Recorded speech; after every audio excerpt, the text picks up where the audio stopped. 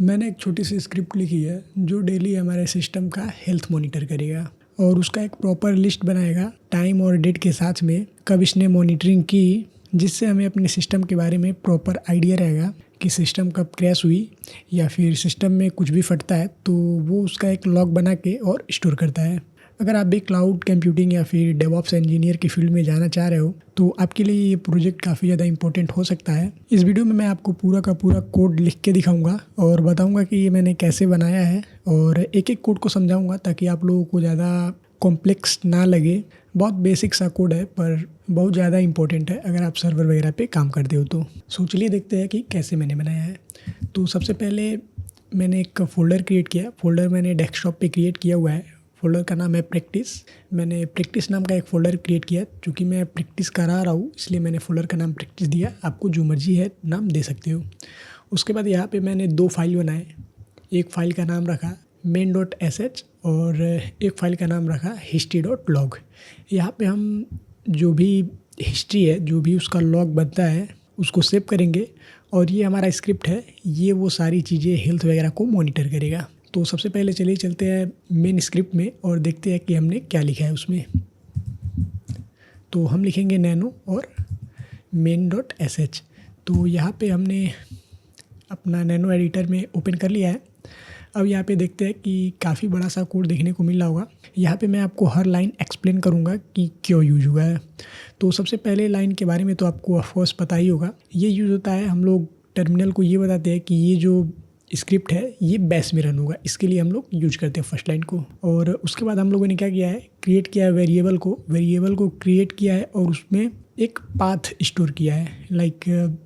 आप देख पाओगे ये जो history.log है, जो मैंने आप लोगों को बताया कि यहाँ पे जो भी ये स्क्रिप्ट चलता है, जो भी आपको बताता है CPU GPU और जो भी कुछ भी फटता है तो ये एक हिस्ट्री क्रिएट करेगा और जो भी फटता है वो उसमें स्टोर हो जाएगा और टाइम के साथ। तो जो भी सिस्टम में प्रॉब्लम है वो टाइम के साथ इसमें स्टोर कर देगा ताकि हम बाद में देख सकें। और फिर हमने एक फंक्शन बनाया है। फंक्शन इसलिए बनाया ताकि बहुत ज़्यादा लंबा कोड ना करना पड़े।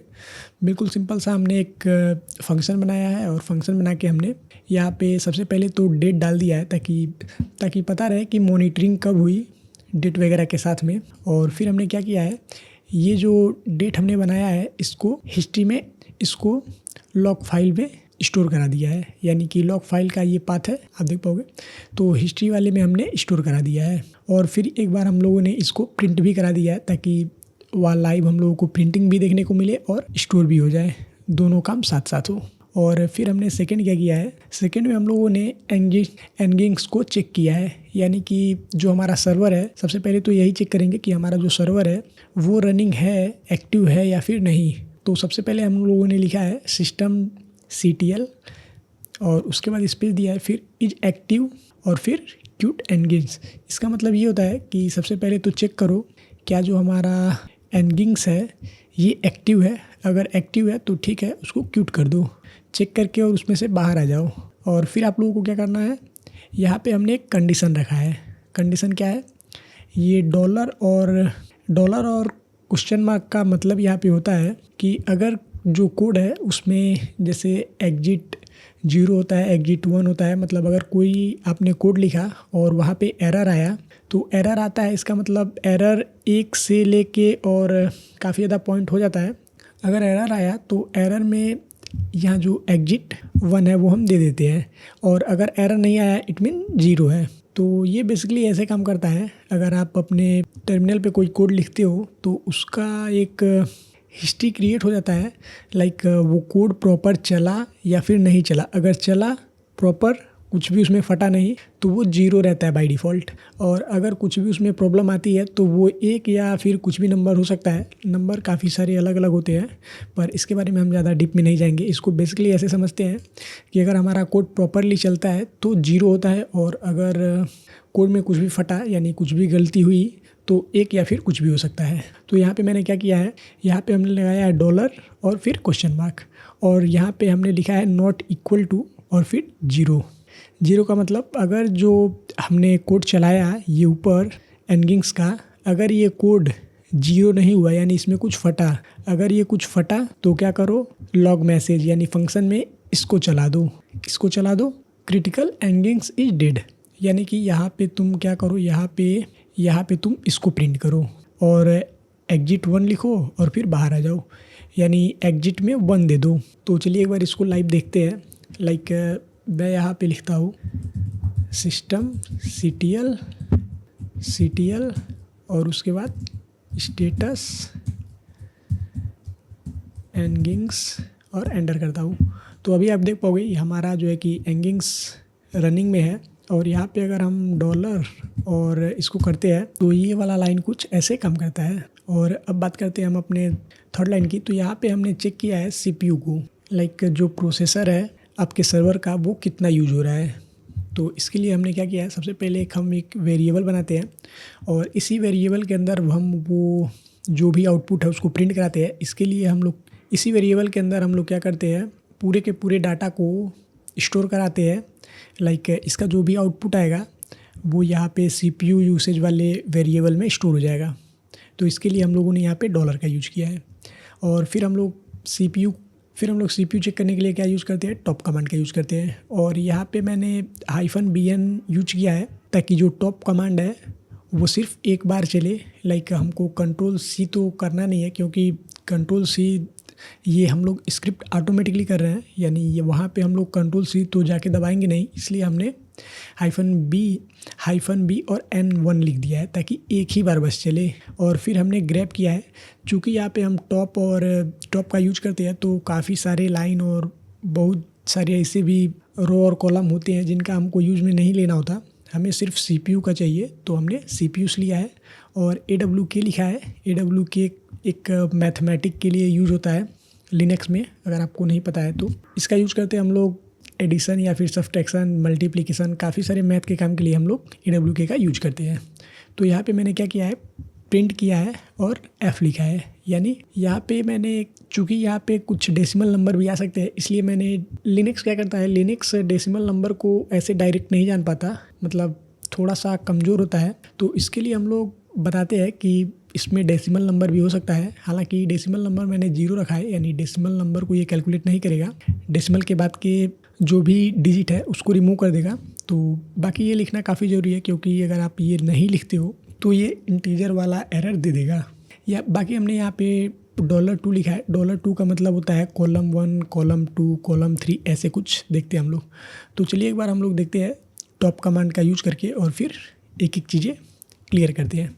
तो सबसे पहले हम लोगों ने क्या लिखा था, तो सबसे पहले हम लोगों ने लिखा था टॉप। और मान लीजिए ऐसे ही मैं टॉप लिख के एंटर करूं तो अभी आप देख पाओगे ये लाइव CPU का जो यूसेज है बता रहा है, लाइव प्रोसेस दिखा रहा है, सब आप देख पाओगे। तो ये ऐसे बाहर नहीं आएगा, बाहर जाने के लिए हमको Ctrl और C प्रेस करना पड़ेगा। तो जैसे ही हम लोग Ctrl C प्रेस करेंगे तो ये हमको यहाँ से बाहर ला देगा। तो इसीलिए हम लोगों ने वहाँ पे -BN का यूज किया था ताकि हम लोगों को Ctrl और C प्रेस ना करना पड़े, क्योंकि हम लोगों को स्क्रिप्ट में जाके ऐसे Ctrl C तो प्रेस करना नहीं पड़ेगा। तो चलिए एक बार -BN और 1 का यूज करते हैं। तो जैसे ही मैंने ये लिखा आप देख पाओगे इसने बस एक ही बार प्रोसेस को चेक किया और एक ही बार ये कमांड चला और फिर जो भी एक बार में मिला वो हमको दे दिया। और यहाँ पे आप देख पाओगे हमको Ctrl C नहीं करना पड़ा, डायरेक्ट ये एग्जिट कर लेता है वहाँ से।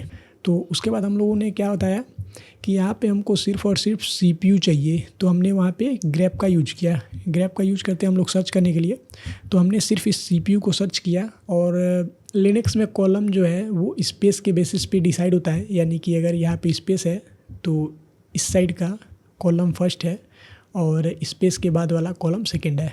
और जैसा मैंने बताया कि वहाँ पे कुछ डेसिमल नंबर हो सकते हैं, तो यहाँ पे आप देख पाओगे यहाँ पे डेसिमल नंबर था, दैट्स वाई मैंने वो डेसिमल के लिए यूज किया था। फ्लोटिंग नंबर आ सकते हैं। तो हम लोगों को क्या चाहिए था, $2 चाहिए था, यानी सेकेंड कॉलम चाहिए था। ये फर्स्ट कॉलम है और ये सेकेंड कॉलम है, तो हमको वही सेम चाहिए था। तो इसीलिए हम लोगों ने वहाँ पे क्या किया था, ग्रैब का यूज करके और फिर $2 किया था। तो चलिए एक बार उसको यहाँ पे करके देखते हैं। तो इसको मैं क्लियर करूँगा और यहाँ पे लिखेंगे टॉप -BN1 और यहाँ पे लिखूँगा ग्रैब CPU और फिर AWK यहाँ पे यूज किया था। अब यहाँ पे प्रिंट लिखा था F यहाँ पे मैंने उसका डिजिट रिमूव किया था जो भी डेसिमल के बाद का है, और फिर यहाँ पे हम लोगों ने $2 लिखा था एंड देन इसको करेंगे बंद और देन एंटर करेंगे। ओह सॉरी, यहाँ पे एक मिस्टेक हो गया। यहाँ पे ये वाला जो हम लोगों ने ब्रैकेट है कर्ली ब्रेसेस वो नहीं दिया था, तो सॉरी, ऐसे आप देख लीजिएगा। बाकी एरर वगैरह आप देखोगे तो यहाँ पे एरर में दिखा भी रहा है कि ये कर्ली ब्रेसेस मिसिंग है, तो ऐसे आप थोड़ा बहुत ध्यान देते रहिएगा क्योंकि मिस्टेक तो होने ही होने हैं। तो आप देख पाओगे इस बारी क्या हुआ है, इस बारी हमको डायरेक्ट ये 8 मिला है। जितने भी फालतू की चीज़ें थी जो कि हमको चाहिए था वो सब रिमूव हो गया, सिर्फ और सिर्फ जो ज़रूरी की चीज़ें थी वो हमको यहाँ पे मिला है। दैट्स वाई मैंने ये पूरा का पूरा लाइन लिखा। अभी क्या हुआ, अभी ये जो यहाँ पे 8 आया वहाँ पे वो सेम चीज़ यहाँ पे इस CPU यूसेज में स्टोर हो गया। अभी हम CPU यूसेज का यहाँ पे इस वेरिएबल को यूज करेंगे। लाइक यहाँ पे मैंने डॉलर लगाया है, डॉलर लगा के आपको वेरिएबल का यूज करना पड़ता है लिनक्स में स्क्रिप्टिंग करने के लिए। तो यहाँ पे मैंने डॉलर लगाया और वेरिएबल का नाम लिखा। तो अभी वहाँ पे क्या था, वहाँ पे था 8 आया था, हालांकि कुछ भी आ सकता है, सपोज करके चलते हैं कि 8 आया। और यहाँ पे मैंने क्या लिखा, ग्रेटर देन, और यहाँ पे 85। इट मीन्स ये कंपेयर करेगा इसको कंपेयर करेगा किससे, इससे कंपेयर करेगा। अगर यहाँ का जो नंबर आया है वो ग्रेटर देन है 85 से, देन क्या करेगा, लॉग मैसेज में जाएगा और critical CPU usage is too high, और यहाँ पे बता देगा कि कितना % यूज हुआ है। तो इससे क्या होगा, इससे ये होगा ये कि जब भी हमारा सर्वर है वो अपने CPU का 85% से ज़्यादा यूज करता है, इट मीन काफ़ी ज़्यादा लोड है, तो वो क्या करेगा, इस वाले एरर को लॉग में ले जाके रख देगा और एग्जिट 1 कर देगा। एग्जिट 1 मीन्स यहीं से एग्जिट चला जाएगा बाहर और वहाँ पे लॉग फाइल में ये ऐड कर देगा। तो यहीं से कोड बाहर चला जाएगा, यहाँ नीचे कोड नहीं जाएगा। तो हम लोग वहाँ चेक करेंगे और अगर हम लोगों को देखने को मिलता है कि CPU ज़्यादा यूज हो रहा है तो हम चेक कर लेंगे कि मतलब क्या यूज कर रहा है ज़्यादा, तो उसको देखेंगे, बाकी वो आगे की बात है। तो अभी हम लोग नेक्स्ट देखते हैं। नेक्स्ट मान लीजिए अगर ये सही रहा, लाइक यहाँ पे 8 है, 8 ही है, तो 8 तो कहाँ ही ग्रेटर है 85 से, तो यानी यहाँ पे ये वाला चला ही नहीं, यहीं पे ये इसका कंडीशन हो गया रॉन्ग, और जैसे ही कंडीशन रॉन्ग हुआ तो ये इसको छोड़ देगा, फिर नीचे आएगा। तो नीचे आएगा, अब यहाँ पे चेक करेगा। अब यहाँ पे मैंने क्या किया है, रैम यूसेज चेक किया है, और यहाँ पे ये मैंने NR और इक्वल टू 2 लिखा है। इसका मतलब होता है रो, यानी कि कौन से रो की बात कर रहे हो आप। जैसे यहाँ पे हम लोगों ने ग्रैब का यूज किया था, डायरेक्ट ग्रैब का यूज करके और CPU ग्रैब कर लिया था हम लोग, उसके जगह पे यहाँ NR इक्वल टू 2 भी लिख सकते थे। बाकी ये रो के लिए होता है और डॉलर और फिर जो नंबर लिखते हैं वो कॉलम के लिए होता है। तो मैंने सोचा थोड़ा सा डिफरेंट किया जाए ताकि आप लोगों को और भी चीज़ें समझ में आए और सीखने को मिले। तो यहाँ पे फ्री का यूज किया मैंने। बेसिकली रैम का यूसेज चेक करने के लिए हम लोग फ्री ही यूज करते हैं, और -H लिखा है हमने क्योंकि वहाँ पे बहुत बड़े नंबर आते हैं और वो ह्यूमन रीडेबल फॉर्म में नहीं होता है, तो -H मतलब ह्यूमन रीडेबल फॉर्म। और AWK के बारे में तो मैंने आप लोगों को बताया ही, और यहाँ पे एक बेसिक सा कैलकुलेशन किया हमने परसेंटेज निकालने के लिए। तो बेसिकली आप लोगों को पता ही होगा परसेंटेज का फॉर्मूला क्या होता है, तो वही फॉर्मूला यहाँ पे यूज किया है मैंने। तो चलिए एक बार इसको भी मैं आप लोगों को करके दिखाता हूँ। तो इसको पहले क्लियर कर लेते हैं, यहाँ पे लिखेंगे फ्री, और चलिए एक बार फ्री लिख के देखते हैं। तो आप देख पाओगे फ्री जैसे ही मैंने लिखा तो यहाँ पे हमें काफ़ी सारे लाइन देखने को मिलता है, लाइक 1 2 3 रो देखने को मिलते हैं, और कॉलम की तो बात ही क्या करें। और ये इतना बड़ा डाटा लिख के आ रहा है जो कि यार समझना काफ़ी ज़्यादा मुश्किल है, तो इसीलिए हम लोग यूज़ करते हैं free-h और एंटर करेंगे। तो अभी आप क्या देखोगे, अभी आप देखोगे कि ये GB में दिखा रहा है। लाइक मेरे लैपटॉप में 32 GB का रैम लगा हुआ है, तो यहाँ पे ये 31 दिखा रहा है, चूँकि 1 GB कहीं और यूज हो गया लाइक कैची वगैरह के लिए यूज करता है।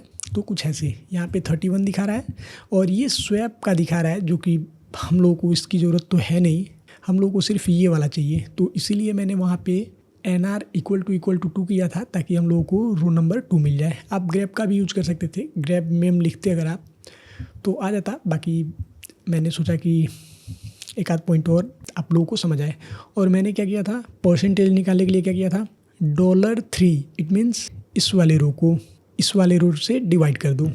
तो चलिए एक बार थोड़ा करके देखते हैं। लाइक यहाँ पे मैं लिखता हूँ free-h, और यहाँ पे हमने क्या किया था, AWK और यहाँ NR इक्वल टू 2, यानी कि क्या करो, सेकेंड रो हमको दो, सेकेंड रो यानी मेमोरी वाला रो दो।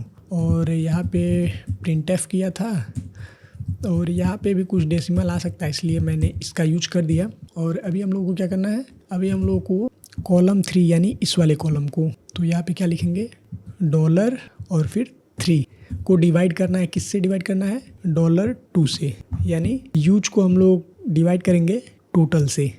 और फिर यहाँ पे ब्रैकेट को करेंगे क्लोज और इनटू लिखेंगे, फिर 100 से मल्टीप्लाई कर देंगे। ये बेसिक सा फॉर्मूला होता है परसेंटेज निकालने के लिए। तो अभी हमने ये यूज किया, तो ये क्या करेगा, ये डायरेक्ट हमें वो परसेंटेज दे देगा जिसकी हमें ज़रूरत है। तो जैसे आप देख पाओगे यहाँ पे 9% हमारे रैम का यूज हुआ है, बाकी फ्री है, ये परसेंटेज में दिखा देगा। तो यही मैंने यहाँ पे किया है रैम वाले सेक्शन में। तो यहाँ पे क्या हुआ, यहाँ पे वो 9 ऐड हो गया है। बाकी ये चेंज होता रहेगा जैसे जैसे आप यूज में लोगे अपने सर्वर को। तो अभी यहाँ पे एक और मैंने कंडीशन लगाया है। कंडीशन क्या लगाया है, अगर रैम यूज हो रहा है अगर वो ग्रेटर देन है 85 से, तो क्या करो, तो लॉग जो हमने फंक्शन बनाया है, लॉग मैसेज का हमने जो फंक्शन बनाया है लॉग मैसेज का, उसमें ये वाला मैसेज प्रिंट कर दो, critical RAM usage is too high, और यहाँ पे बता दो कि कितना रैम यूज हो रहा है। और अगर 85 से ज़्यादा है तो, और एग्जिट कर दो 1, यहीं से बाहर आ जाओ। और अगर ऐसा नहीं है तो इसको स्किप करो और फिर नीचे वाले में आओ, यानी डिस्क यूसेज में आओ। तो यहाँ पे डिस्क यूसेज में मैंने क्या किया, एक बार इसको देख लेते हैं। डिस्क यूसेज में मैंने एक और वेरिएबल बनाया और फिर डिस्क को चेक किया। जैसे मैंने इसको चेक किया है ऊपर वाले को, रैम वाले को, वैसे सेम हम लोगों ने डिस्क को चेक किया। यानी जो आपके लैपटॉप या फिर सर्वर में बेसिकली हम लोग डेवऑप्स कर रहे हैं या फिर क्लाउड कंप्यूटिंग कर रहे हैं या फिर MLOps कर रहे हैं, तो हमें सर्वर का ही जो है कि हार्ड डिस्क देखना होता है। लाइक अगर आप Amazon S3 चला रहे हो तो वहाँ पे हम लोगों को उसका देखना होता है। तो बिल्कुल आप बेसिकली ऐसे ही समझ सकते हो। तो हम ये कोड लिखते हैं लाइक DF यानी डिस्क फ्री, और इसको भी ह्यूमन रीडेबल फॉर्म में दो। और यहाँ पे मैंने स्लैश लगाया, स्लैश मीन्स रूट डायरेक्टरी का। हम लोगों को पूरे के पूरे लैपटॉप का नहीं देखना होता, सिर्फ रूट डायरेक्टरी का देखते हैं। और फिर यहाँ AWK, यहाँ पे भी 2 लिख दिया, रोट सेकेंड, यहाँ पे printf f, और यहाँ पे हमने कॉलम 5 ले लिया। और अभी आप सोच रहे होगे SCD और ये क्या लिखा हुआ है, तो चलिए पहले तो आपका डाउट क्लियर करते हैं।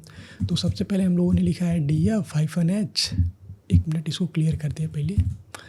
तो हमने लिखा है DF-H और एंटर कर दिया। तो अभी आप देख पाओगे आपके सामने काफ़ी बड़ा सा ये लिस्ट आ चुका है, और हम लोगों को इसमें से सिर्फ और सिर्फ रूट डायरेक्टरी का चाहिए।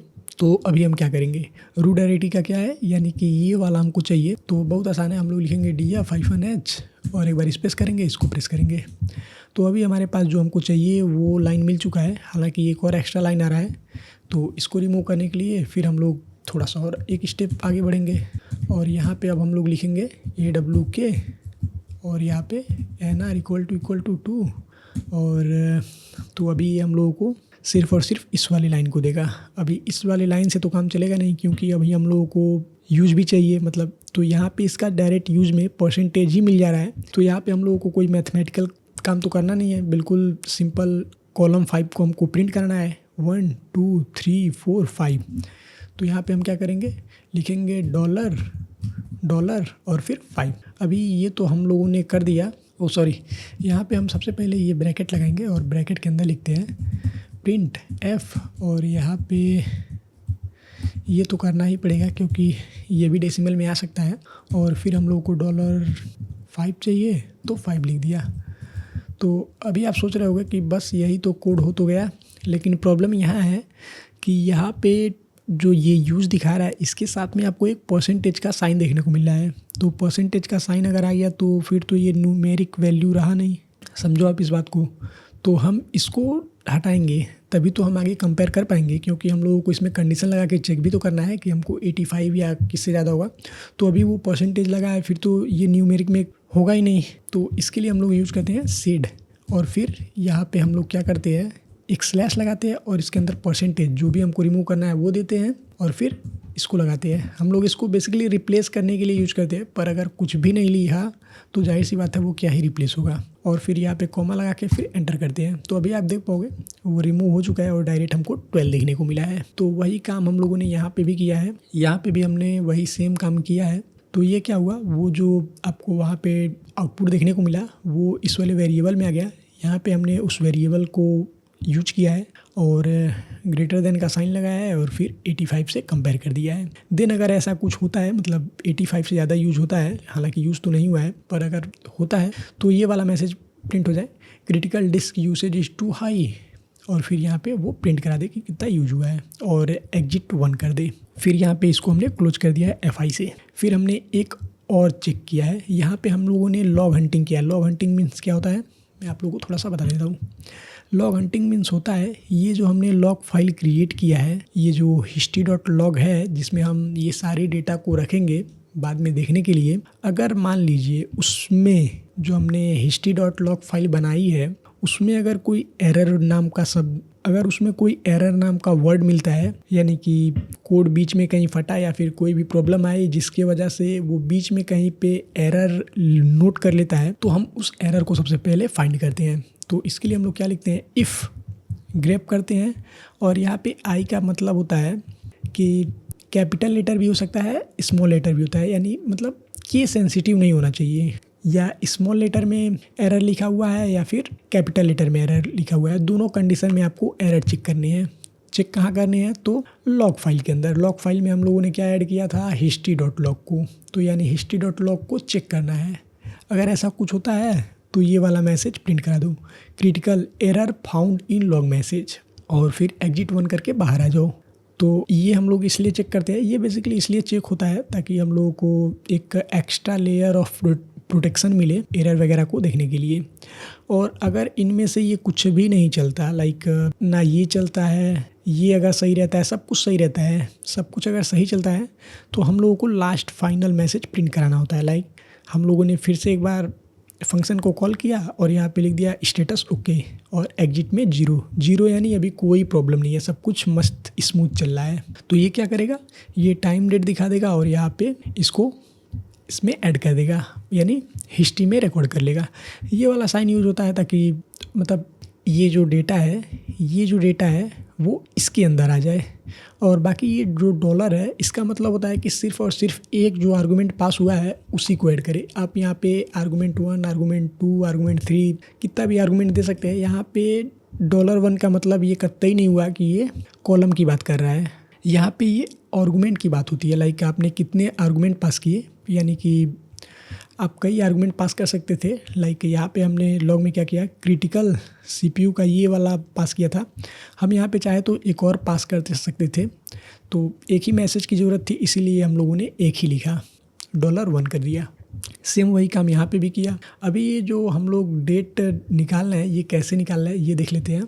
तो हमने क्या किया, डेट, और फिर यहाँ पे ये ऐसे कुछ मैंने सिस्टम से लिखा है। सबसे पहले हम लोगों ने क्या किया, डबल कॉलम के अंदर एक स्क्वायर ब्रैकेट लगाया और ये $, लगाया, और बाकी ये इतना तो आप जान ही रहे हो किस लिए यूज होता है, इसका जो भी आउटपुट है उसके लिए यूज होता है ये। तो यहाँ पे हमने डेट कमांड का यूज किया और यहाँ पे डे, मंथ, ईयर, हावर और मिनट, ये सारी चीज़ें हम लोगों ने नोट कर लिया और सिस्टम को बता दिया कि ये सारी चीज़ें हमको चाहिए और उसको लॉग फाइल में चाहिए, यानी हमको टाइम के साथ हिस्ट्री चाहिए। तो ये था ये कोड। और अभी ये कोड आप खुद से तो चलाओगे नहीं, आप हालांकि चला सकते हो, खुद से कोड चला सकते हो, पर अगर आप एक डेवऑप्स या फिर क्लाउड या फिर MLOps इंजीनियर हो तो रात के 3 बजे, रात के 2 बजे या फिर हमेशा से आप कोड तो चलाओगे नहीं। आपको क्या करना होगा, आपको एक क्रोन टैब लिखना होता है। ये क्या करता है, ये बेसिकली एक टाइम शेड्यूल की तरह होता है, अलार्म की तरह होता है। लाइक आपने अलार्म को सेट कर दिया तो वो उसी टाइम पे बजेगा, तो ये वैसे काम करता है। तो चलिए, हमने कोड तो पूरा प्रॉपर लिख लिया है, तो एक बार ये भी देख लेते हैं कि इसमें से आप बाहर कैसे आओगे। तो ऐसे आपने नैनो तो ओपन कर लिया, इसको बाहर करने के लिए आप Ctrl+O और एंटर प्रेस करोगे, फिर Ctrl+X प्रेस करोगे, तो वहाँ से आप बड़ी इजीली बाहर आ जाओगे। तो अभी चलिए इसको अलार्म देते हैं। लाइक हम खुद से तो लिखेंगे नहीं, एक बार खुद से भी रन कर लेते हैं। तो सबसे पहले तो हमने ये जो main.sh फाइल बनाई है, इसका हम लोग परमिशन चेक करेंगे। तो परमिशन चेक करेंगे कि इसको एग्जीक्यूट की परमिशन है या नहीं, अदरवाइज ये रन नहीं होगा। तो इसके लिए हम लोग क्या करेंगे, इसके लिए हम लोग लिखेंगे ls-l। ये क्या करेगा, लिस्ट करेगा और वो भी ये बताएगा कि परमिशन क्या है। तो अभी आप देख पाओगे ये रहा हमारा main.sh फाइल और यहाँ पे इसको read write execute, read write और रीड की परमिशन है। और हमको यही ग्रुप वाला चाहिए होता है, रीड राइट एग्जीक्यूट का परमिशन। अगर आप में नहीं है, आप चेक कर लीजिएगा, तो वो रेड होगा, यहाँ पे ये ग्रीन नहीं होगा, रेड होगा। तो इसको आप चेंज कर सकते हो, लिख सकते हो chmod +x कर दो main.sh और उसके बाद एंटर प्रेस कर दीजिएगा, हो जाएगा वो चेंज। बाकी मेरे में है रीड राइट एग्जीक्यूट का परमिशन, तो अभी दोबारा क्या ही देना। तो अभी चलिए इसको एक बार रन करते हैं। जो हमने स्क्रिप्ट लिखा है इसको मैनुअली रन करते हैं। तो यहाँ पे हम लिखेंगे main.sh और एंटर करेंगे। तो अभी आप देख पाओगे यहाँ पे क्या दिखा रहा है, स्टेटस ओके, यानी कि सब बढ़िया सी, कोई भी प्रॉब्लम नहीं आया, ना CPU का, ना GPU का, ना रैम का, सॉरी GPU तो है ही नहीं सर्वर में, GPU क्या ही होगा, ना CPU का, ना रैम का और ना ही डिस्क का, और ना ही जो हमारा सर्वर है वो प्रॉब्लम किया, यानी सब कुछ परफेक्टली चल रहा है। इसलिए यहाँ पे क्या देखने को मिला, यहाँ पे पूरा का पूरा हमको टाइम डेट देखने को मिला और यहाँ पे स्टेटस में ओके देखने को मिला, यानी सब कुछ सही चल रहा है। तो अभी ये सिर्फ यहाँ पे देखने को नहीं मिल रहा, ये स्टोर भी हो चुका है। लाइक अगर मैं आप लोगों को यहाँ ls करूँ और ये जो history.log दिख रहा है इसको अगर कैट करे, कैट यानी इसको हम लोग खोल के देखें, तो यहाँ पे आप देख पाओगे जितनी बार हमने ये चलाई है वो सारी लिस्ट यहाँ पे बनती जाएगी। लाइक अभी मैं एक बार और चला के दिखाता हूँ, तो अभी आप देखोगे कि ये एक एक्स्ट्रा हो गया। तो ऐसे ये बनते जाता है, जितनी बार आप चेक करोगे वो उसको रखते जाता है। अभी हम लोग बार बार तो मैनुअली ये चेक करेंगे नहीं, बिकॉज ये काम तो होता ही नहीं है एक डेवऑप्स या फिर क्लाउड इंजीनियर का। उसका काम होता है कि वो किसी भी काम को शेड्यूल पे लगा दे, अलार्म कर दे, पीसी खुद से चेक करे, हम कहीं भी रहे, रात के 2 बजे 3 बजे 4 बजे जब भी आप लगाओगे वो हमेशा के लिए हो जाता है। तो इसके लिए हम लोग क्रोन टैब का यूज़ करते हैं, क्रोन टैब -e। तो यहाँ पे एक एडिटर में हम लोग आके पूरा का पूरा कोड लिखते हैं जिस भी स्क्रिप्ट को हम लोगों को रन कराना है। तो चलिए यहाँ पे लिखते हैं। तो यहाँ पे 5 स्टार कुछ होते हैं, हर स्टार के बीच में एक स्पेस होता है। तो यहाँ पे मैंने 5 स्टार लिख दिए हैं। 1 मिनट होता है, हावर होता है, डे होता है। ये ऐसे आपने अगर नहीं पढ़ा तो यहाँ तो समझाऊँगा तो काफ़ी बड़ा हो जाएगा, वीडियो काफ़ी लॉन्ग हो जाएगा। तो बस आप इतना समझो, ये हर मिनट, ये जो हमने लिखा है ये हर मिनट स्क्रिप्ट को रन कराएगा। और किस स्क्रिप्ट को रन कराना है तो यहाँ पे हम लोग पाथ देंगे, होम और संदीप यदुवंशी, और फिर डेस्कटॉप प्रैक्टिस वाले फाइल में है, फाइल का नाम क्या है, main.sh, इस वाली फाइल को रन कराना है। तो यहाँ पे हम पूरा का पूरा पाथ देंगे। और अब कैसे पता करें कि मतलब कहाँ है, तो इसके लिए हम लोग क्या कर सकते हैं, यहाँ पे हम लोग लिखेंगे, यहाँ पे हम चले आएंगे जहाँ पे हमने वो फाइल बनाई है और उसके बाद लिखेंगे pwd। तो ये वो सारी पाथ दे देगा। लाइक आप देख पाओगे इस फोल्डर में हो और यहाँ पे प्रैक्टिस वाले में हो, फिर ये वहाँ पे जो यहाँ पे ls कर देंगे, तो इसको चलाना है तो ये पूरा लिखेंगे और उसके बाद एक स्लैश लगाएंगे और इसको लिख देंगे। तो बिल्कुल सिंपल है ये। तो यहाँ पे वही काम किया है मैंने, इसको पूरा का पूरा लिख दिया। और ऐसे मैं आपको अगर कॉपी पेस्ट भी करके दिखा दूँ तो चलिए एक बार कॉपी पेस्ट करके दिखा देता हूँ।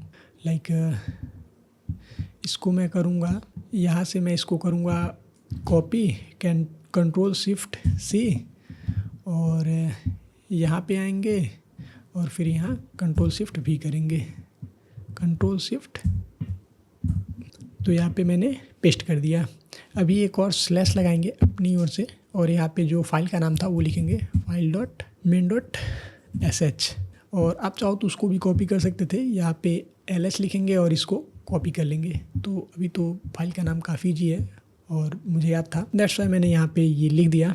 तो अभी ये क्या हो गया, अभी ये मैंने एक अलार्म सेट कर दिया कि इस वाले फाइल को चलाओ तुम, और इस वाले फाइल को चलाने के बाद क्या करो, कब चलाओ, हर 1 मिनट के बाद चलाओ, हर 1 मिनट के बाद, यानी 5 स्टार का यहाँ पे मतलब होता है हर 1 मिनट के बाद चलाओ। और यहाँ होम इस वाले फाइल को, ये पूरा का पूरा मैंने पाथ दे दिया। यहाँ पे अगर आपको 3 बजे चलाना है तो ये आपको कुछ नहीं करना, बस यहाँ पे 0 कर दो और यहाँ 3 कर दो, तो ये रात के 3 बजे चलाएगा। तो बाकी तो आपको दिखाना है, अभी रात के 3 बजे चलाएंगे तो काफ़ी लेट हो जाएगा, अभी रात के 1 बज रहे हैं। तो चलिए एक बार इसको सेव करके देखते हैं। तो इसको भी सेव करने के लिए control O, enter, control X करेंगे। तो अभी चेक करते हैं कि ये काम कर रहा है या नहीं कर रहा। तो इसके लिए हम लोग लिखेंगे tel-f और उसके बाद हम लोग यहाँ पे हिस्ट्री वाला फाइल लिख देंगे, यानी history.log और एंटर करेंगे। तो अभी ये लाइव खुद ही चेक करेगा, लाइक आप देख पाओगे यहाँ पे 50 पे चला था कोड और अभी 55 हो रहा है। तो थोड़ा सा वेट कर लेते हैं, अभी खुद ही चलेगा। सो आपने देखा यहाँ पे जैसे ही 56 हुआ, यहाँ पे अपने आप ये स्क्रिप्ट रन हो चुका है। तो यही था ये प्रोजेक्ट, बहुत छोटा सा प्रोजेक्ट था बट बहुत पावरफुल है। ट्रस्ट मी गाइस, काफ़ी सारे ऐसे इंजीनियर्स हैं, डेवऑप्स इंजीनियर्स हैं जिनको ये बेसिक्स चीज़ें नहीं आती, और अगर आपको ये आती है, यानी क्रोन टैब के बारे में आना कोई ऐसे बहुत बेसिक तो है नहीं, ये काफ़ी एक अच्छा प्रैक्टिस है और ये डेली बेसिस पे यूज होता है। अगर आप सर्वर वगैरह पे काम करते हो, डेवऑप्स इंजीनियर हो, क्लाउड इंजीनियर हो, MLOps इंजीनियर हो, ऐसे किसी फील्ड में हो, तो ये डेली बेसिस पे काम आता है। गाइस एक बात बताना भूल गया, अगर आपने वो अलार्म सेट किया है क्रोन टैब का, तो प्लीज़ आपसे रिक्वेस्ट है कि उसको आप ऑफ़ कर दीजिएगा, क्योंकि वो हर मिनट स्क्रिप्ट को रन कराता रहेगा, जिससे आपका CPU, रैम या फिर स्टोरेज वगैरह पे काफ़ी इम्पैक्ट पड़ेगा। तो उसको ऑफ़ करने के लिए आप फिर से यहाँ पे क्रोन टैब लिखोगे और -e लिखोगे, एंटर करोगे और करना कुछ नहीं है, बस यहाँ पे आप नीचे आओ, या तो इस पूरी की पूरी लाइन को ऐसे मिटा सकते हो, या फिर आप अगर इसको रखना चाहते हो और ये चले ना, तो सिर्फ यहाँ पे इसके सामने जस्ट इसके आगे आपको हैश लगाना होगा। हैश का मतलब होता है कमेंट कर दो, यानी जो भी चीज़ें आपने लिखी हैं सिस्टम उसको देखेगा ही नहीं, वो समझेगा कि ये बस ऐसे नोट्स हैं। तो ऐसा मैंने कई बार किया है, आप देख पाओगे काफ़ी सारे कोड वगैरह में मैंने ऐसा किया है। तो ऐसा करके आप भी रख सकते हो। तो इसको भी कंट्रोल O करोगे, कंट्रोल X करोगे। तो ये काफ़ी इंपॉर्टेंट था जो कि मैं भूल रहा था, तो फिर से दोबारा मैंने वीडियो रिकॉर्ड किया और आप लोगों को बता दिया।